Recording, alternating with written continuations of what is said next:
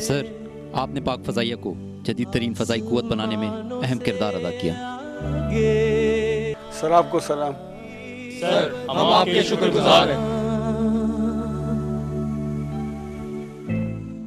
P F academy رسال پور کے پہلے کمانڈنٹ اور پاک فضائیہ کے پہلے پاکستانی سربراہ ریٹائرڈ ایڈمرل اصغر خان نے ہمیشہ کے لیے آنکھیں موند لیں۔ جنوری 1921 میں آنکھ کھولنے والے سابق ایئر چیف 1940 میں فضائیہ کا حصہ بنے۔ بر صغیر کی تقسیم کے بعد پاکستان کا انتخاب کیا۔ رسال پور میں واقع ایئر فورس کے منفرد تربیتی ادارے کے پہلے سربراہ بنے۔ فضائیہ نے چند برس قبل اس ادارے کو پہلے کمانڈنٹ کے نام سے موسوم کیا۔ ترقی کی منازل طے کرتے ہوئے صرف 35 سال کی عمر میں انگریز ایئر چیف کے ریٹائرمنٹ پر وزیر اعظم حسین شہید سہروردی نے انہیں شاہینوں کی قیادت سونپی۔ ایئر فورس سے ریٹائرمنٹ کے بعد اصغر خان نے پاکستان انٹرنیشنل ایئر لائن کی سربراہی سنبھالی اور دن رات کی محنت و دیانت سے ترقی کی راہ پر ڈالا۔ اصغر خان نے سیاست کی کانٹوں بھری وادی میں بھی قدم رکھا۔ پہلے جسٹس پارٹی بنائے، پھر تحریک استقلال قائم کی۔ 1977 میں پی این اے کی تحریک میں بھرپور حصہ لیا۔ آئی جی آئی بنانے کے ایک اعترافی بیان کے بعد سپریم کورٹ سے رجوع کیا۔ یہ مقدمہ انہی کے نام سے مشہور ہوا۔ پاک فضائی کے سربراہ ایئر چیف مارشل سہیل امان نے اصغر خان کی وفات پر افسوس کا اظہار کیا ہے۔ ایک تعزیتی بیان میں سہیل امان نے کہا کہ مرحوم اعلیٰ کردار، غیر معمولی پیشہ ورانہ صلاحیت اور غیر متزلزل عزم کے پیکر تھے۔ انہوں نے نہایت جانفشانی سے نوزائیدہ ایئر فورس کو جدید فضائی قوت بنایا۔